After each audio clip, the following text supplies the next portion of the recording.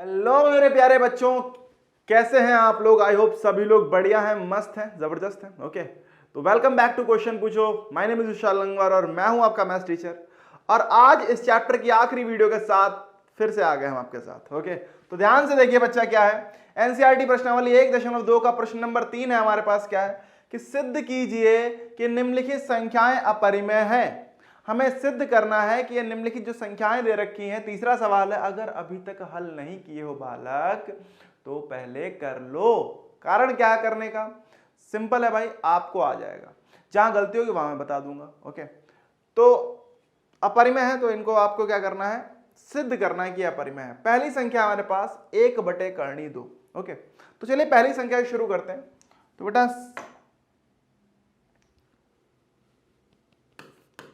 Question number 3 का पहला भाग है हमारा 1/2। इसको हमें सिद्ध करना है। तो सबसे पहले क्या करेंगे, इसकी जो उपपत्ति करनी है। आइए भाई, उपपत्ति पहले तो हमें क्या करना है, मान लेना है। ये जो संख्या दे रखी है, सबसे पहले क्या करते हैं, जो भी संख्या दी होती है उसको हम मान लेते हैं। ध्यान से देखिए, ये क्या हो जाएगा कि मान लीजिए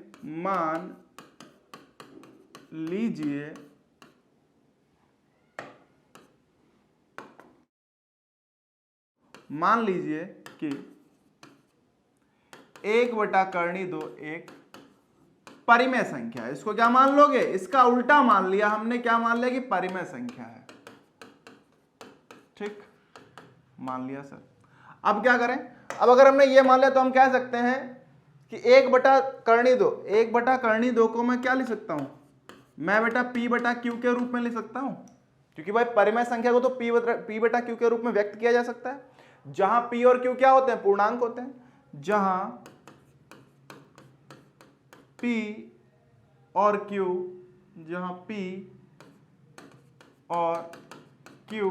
पूर्णांक हो और Q हमारा 0 के बराबर नहीं है। क्लियर है नहीं क्लियर है, यहां तक इतना समझ में आ गया? आ गया सर। अब देखो, हमेशा ध्यान रखना बेटा, जब भी कभी आपको बटे में करनी मिल जाए तो आपको कक्षा 9 में आपने पहले ही चैप्टर में पढ़ा है हर का परिमेयकरण। पढ़ा है नहीं पढ़ा है? कि कभी भी अगर बटे में करनी मिल जाए तो कोशिश करना उसको पहले परिमेयकरण कर लेना, उसका परिमेयीकरण कर लेंगे। अगर आपको नहीं आता बेटा कि हर का परिमेयकरण क्या होता है, कैसे किया जाता है, तो मैंने कक्षा 9 में पहले पाठ में हर का परिमेयकरण करके 2-3 वीडियो बना रखी हैं। ओके, प्रॉपर उसमें मैंने समझाया। वैसे एक वीडियो में पूरा समझा दिया है, कोशिश की है समझाने की। होता क्या है, उस पर आधारित सवाल मैंने 2-3 वीडियो में करा रखे हैं। पहली एक वीडियो में हो जाएगा, तो आप हर का परिमेयकरण वाली वीडियो आप सर्च कर सकते हैं। और मैं बाकी आपको डिस्क्रिप्शन में इसकी लिंक और चाहे तो आई बटन पर लिंक डलवा दूंगा। ओके बच्चा, तो ठीक है। तो 1/2 बराबर P/Q है। तो जरा ध्यान से देखो, अब परिमेयकरण कैसे करते हैं। नीचे जो भी संख्या लिखी है उसी से इसके अंश और हर को उसी संख्या से गुणा करेंगे। मतलब क्या है कि अगर ये 1/2 था तो मैं इससे गुणा किससे करूंगा, मतलब इसके अंश को भी 2 से गुणा कर दिया और इसके हर को भी। क्योंकि देखो, समान संख्या से गुणा करने पे होगा क्या, अगर इसको काटूं तो कट जाएगा, 1 आएगा। और 1 से गुणा तो की जा सकती है ना, यही बेटा परिमेयीकरण होता है। बराबर क्या हो जाएगा, P/Q। ओके, तो हम बोल सकते हैं हमने क्या किया, ये हमने किया परिमेयीकरण करने पर। तो क्या मिला हमें मिल गया बेटा, 1 को 2 से गुणा किया, 2 आ गया। बटे में क्या है, 2 × 2 ये 2 आ गया, बराबर P/Q आ गया। समझ में आ गया? अब ध्यान से देखो, ये 2 इधर भाग में उधर जाएगा, गुणा में हो जाएगा, तो क्या बचेगा, ये हो जाएगा 2 बराबर आ जाएगा 2P/Q। आ गया सर। अब क्या करो, अब जरा ध्यान से देखो, हमें दिख रहा है कि 2P/Q। अगर PQ पूर्णांक है तो बेटा 2P/Q क्या होगा, एक परिमेय संख्या होगी या नहीं होगी? होगी सर। हम बोल सकते हैं क्योंकि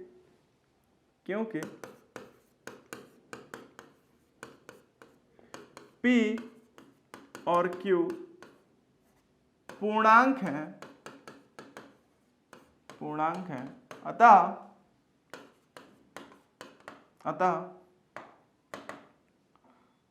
2P/Q क्या है, एक परिमेय संख्या है। चलो यहां नीचे लिख दे रहा हूं, अतः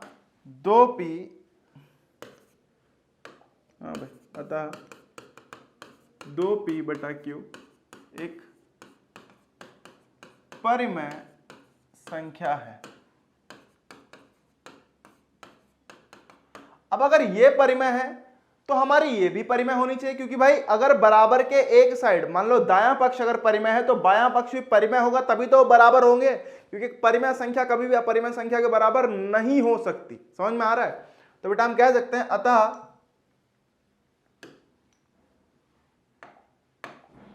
लिख लो तब कर्णी 2 भी परिमेय होगी। परिमेय होगी, होगी नहीं होगी? परंतु यह इस तथ्य में परंतु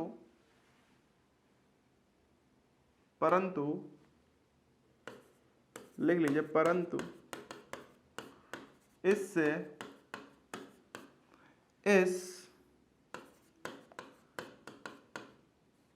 तथ्य, या ऐसे लिख लो, इस बार अलग भी लिख सकते हो, परंतु इससे, या ऐसे लिखो, परंतु यह, ऐसे लिख लीजिए, इस तथ्य का विरोध करता है, परंतु यह इस तथ्य का विरोध करती है या करता है, जो भी लिख लो, कि कर्णी 2 एक अपरिमेय संख्या है। क्या है भाई? अपरिमेय संख्या है। अब अगर ये एक अपरिमेय संख्या है तो ये विरोध कहां से पैदा हुआ? हम बोलते हैं यह विरोध हमें हमारी गलत कल्पना के कारण, हम क्या बोल देंगे, यह विरोध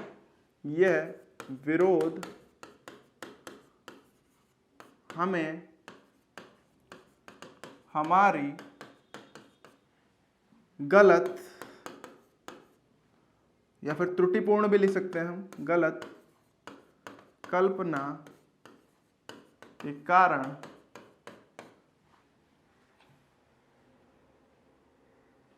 प्राप्त हुआ है कि, क्या माना था हमने माना था 1/कर्णी 2 की 1/कर्णी 2 परिमेय संख्या है। क्या है? परिमेय संख्या है। अतः क्या हो जाएगा? अतः 1/कर्णी 2 एक अपरिमेय संख्या है। क्या है बालक? अपरिमेय संख्या है। समझ में आ गया तो बहुत अच्छी बात है भाई। जल्दी से आप बता दें, लाइक करके बताओ बेटा वीडियो को कि आपको समझ में आया। कमेंट सेक्शन में लिख दिया करो, जिससे कि मुझे पता चले बच्चों को समझ में आ रहा है नहीं आ रहा है। ठीक है बच्चा? तो इस तरीके से आपने कर लिया। अब देखो, हो सकता है यहीं पे कुछ बच्चे सोचें कि सीधे ऐसे करते हैं। देखो समझो, यहां पे हो सकता है आप ऐसे भी सोच सकते हो कि सीधे ऐसे करते हैं। मान लो 1/कर्णी 2 बराबर p/q था, तो बेटा क्या करेंगे, कर्णी वाले को एक तरफ रखेंगे, बाकी सबको एक तरफ। तो क्या हो जाएगा? ये हो जाएगा q/p बराबर हो जाएगा कर्णी 2। ओके, तो क्योंकि p और q हमारे पूर्णांक है तो ये भी एक परिमेय संख्या होगी। लेकिन यहां पे एक दिक्कत आ सकती है कभी कभार कि भाई हमने q 0 नहीं है ये तो मान लिया था, ठीक है, लेकिन नीचे संख्या p आ गई यहाँ पे। अब p 0 है या नहीं है ये हमें नहीं पता, तो इसीलिए परिमेयकरण कर लोगे तो आसान हो जाएगा, वरना ये भी गलत नहीं जाएगा, मास्टर नंबर दे देंगे आपको। ओके, बट कोशिश करिए आप परिमेयकरण करके करिएगा जब भी कभी नीचे आपको अपरिमेय संख्या मिल जाए। समझ में आ रहा है? समझ में आ गया पक्का? चलिए बहुत अच्छी बात है। अगले सवाल पे आते हैं। अगला सवाल बहुत सिंपल है। क्या है भाई? 7/कर्णी 5। क्या है?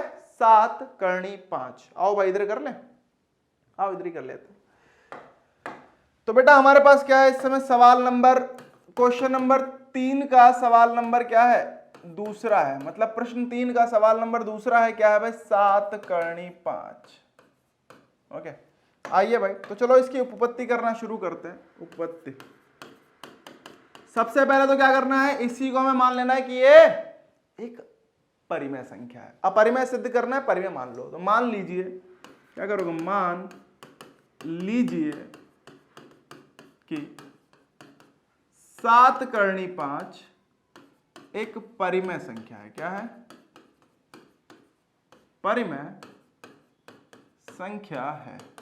ठीक, अब अगर ये एक परिमेय संख्या है तो हम कह सकते हैं कि 7/कर्णी 5 बराबर p/q के रूप में व्यक्त किया जा सकता है, जहां p और q क्या है? जहां p और q पूर्णांक है। क्या है बालक?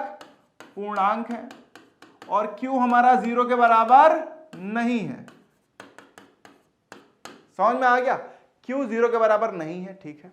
तो यहां पे क्या करना है, बस करनी वाले संख्या को एक तरफ रखा रहने दो, बाकी सबको दूसरी तरफ ले जाओ। तो क्या हो जाएगा, ये हो जाएगा भाई करनी 5 बराबर हो जाएगा P बटा 7Q, हो जाएगा, हो गया। तो क्योंकि P और Q पूर्णांक हैं तो बेटा P बटा 7Q एक परिमेय संख्या होनी चाहिए। तो हम बोल सकते हैं क्योंकि P और Q पूर्णांक हैं, P और Q था बालक, पूर्णांक हैं, अतः P बटा 7Q परिमेय संख्या है। ओके, अब मतलब P बटा 7Q परिमेय हो गई। अब अगर बराबर के एक तरफ परिमेय हो गया तो दूसरी तरफ भी परिमेय होना चाहिए। तो हम बोल सकते हैं तब करनी 5 भी परिमेय हो गई, तब करनी 5 ही परिमेय होगी। परंतु यहां तो विरोध पैदा हो गया ना, तो हम बोल सकते हैं परंतु इससे हम बोले परंतु यह इस तथ्य का विरोध करती है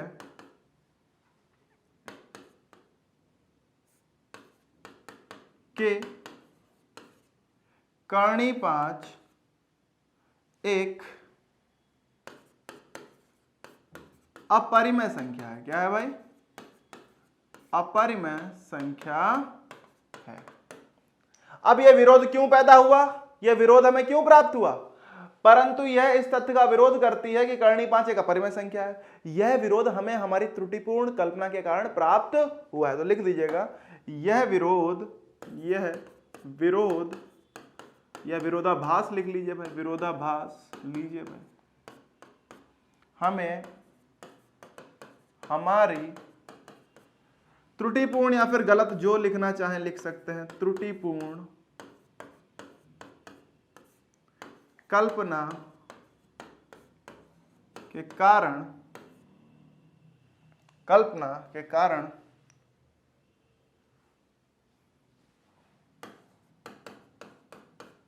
प्राप्त हुआ कि क्या कल्पना हमने गलत की थी भाई, संख्या क्या थी भाई हमारे पास 7 करनी 5 के 7 करनी 5 एक परिमेय संख्या, यही तो माना था हमने, यही गलत कल्पना थी हमारी, ठीक है, परिमेय संख्या है। अतः हम क्या बोल सकते हैं, अतः 7 करनी 5 एक अपरिमेय संख्या। बस हमने अपने आप को गलत मान लिया, गलत ठहरा दिया, बस अब एंड में अतः लिख दीजिए, अतः 7 करनी 5 एक अपरिमेय संख्या है। क्या है बालक, अपरिमेय संख्या है। समझ में आ गया? तो इस तरीके से आप कोई भी सवाल हो आपको इसी तरीके से चलना है। क्लियर है, नहीं क्लियर है, समझ में आ रहा है भाई बच्चा? इस तरीके से आप कोई भी सवाल का हल कर सकते हैं जो कि आपको ये उत्पत्ति करनी हो अपरिमेयता की। क्लियर है, नहीं क्लियर है? पहले आप उसको गलत मान लोगे, मतलब अपरिमेय सिद्ध करना तो परिमेय मान लोगे, उसके बाद ऐसे चलते चले जाओगे। और ये रहा आपका करने का तरीका। ये छोटे छोटे सवाल हैं, इनमें कोई बहुत बड़ा नहीं है। ओके, चलो अब तीसरे सवाल पे आते हैं। तीसरा सवाल क्या भाई हमारे पास, देखें जरा। तीसरा सवाल था 6 प्लस करनी 2। क्या है, 6 प्लस करनी 2। चलो अगले पेज पे करते हैं।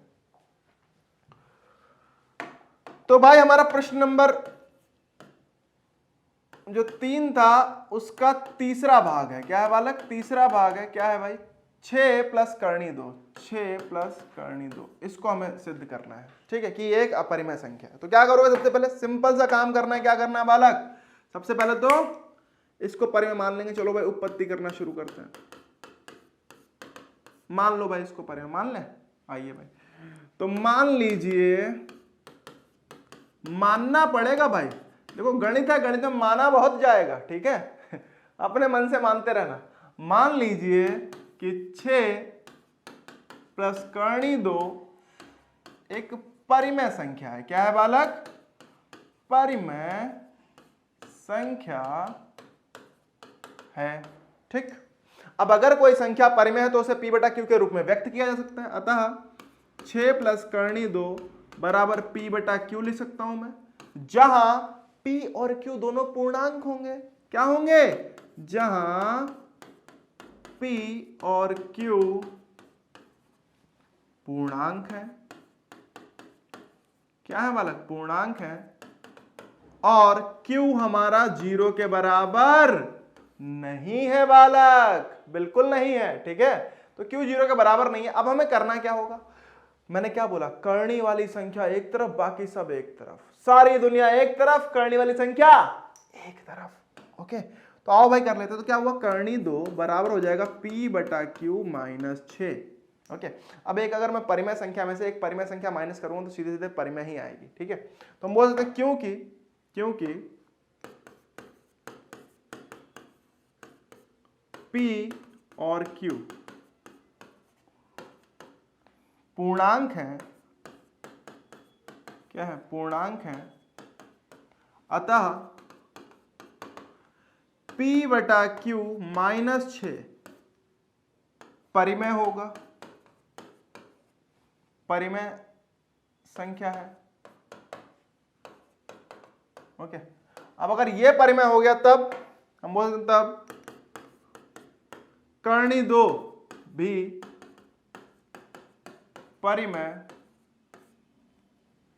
होगी, क्योंकि भाई अगर बराबर के एक तरफ परिमेय है तो दूसरी तरफ भी परिमेय ही होनी चाहिए, तभी संख्याएं बराबर हो पाएंगी, वरना हो ही नहीं पाएंगी। ठीक है, परंतु ये तो विरोधाभास आ गया ना, क्योंकि करनी 2 तो हमारा बच्चा जानता है क्या है भाई, अपरिमेय है ना बालक, होती है। तो अगर करनी 2 अपरिमेय है तो जब बच्चा जानता है तो हम क्या करेंगे? हम बस उसका उल्टा बोल देंगे। क्या बोल देंगे?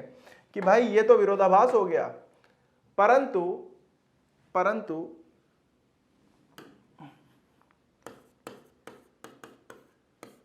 यह इस तथ्य का विरोध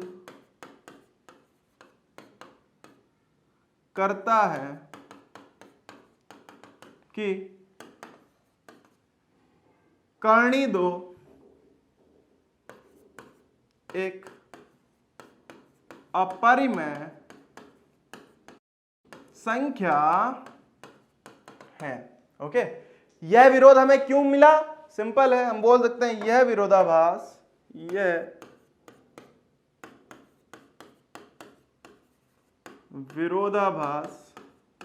हमें हमारी त्रुटिपूर्ण कल्पना के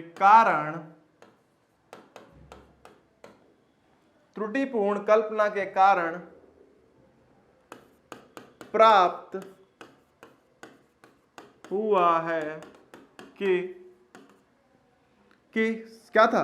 6 प्लस करनी 2 एक परिमेय संख्या है। ये जो हमारी त्रुटिपूर्ण कल्पना थी इसी कारण प्राप्त हुआ है, परिमेय संख्या है। अतः हम यह निष्कर्ष निकालते हैं, एंड में लिखा तो ऐसे जाता है लेकिन चलो ठीक लिख लेना ऐसे ही,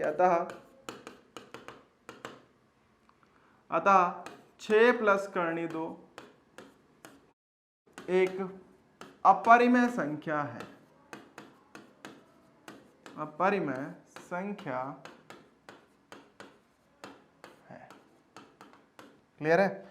इस तरीके से आपने बेटा सिद्ध कर लिया अपना ये भी। ओके, और आखिरी सवाल था इस प्रश्नावली का। ठीक है, तो इस तरीके से आप कोई भी सवाल कर सकते हैं, बस आपको करना क्या है, ये दूसरे टाइप के सवाल थे। तीसरे टाइप के सवाल मैंने आपको उदाहरण में करवाए, आपकी प्रश्नावली में नहीं दे रखे हैं। ठीक है, तो इस तरीके से आप कोई भी सवाल चैप्टर 1 से रिलेटेड, पार्ट 1 से रिलेटेड, अध्याय 1 से रिलेटेड कर सकते हो बेटा, उससे आधारित। ठीक है, और मेरे हिसाब से सारे क्वेश्चंस क्लियर कर दिए। अगर फिर भी कोई क्वेश्चन बचता है आप कमेंट सेक्शन में लिख के बताओ। ओके, और अगर अभी तक सब्सक्राइब, जल्दी से सब्सक्राइब करो चैनल को, और अपने दोस्तों के साथ वीडियो शेयर करो जितना शेयर कर सकते हो, जिससे कि मैक्सिमम बच्चे पढ़ सकें, उन्हें पढ़ने का मौका मिल सके फ्री ऑफ कॉस्ट। ठीक है बच्चा, तो मिलते हैं, wish you all the best, तब तक के लिए बाय बाय।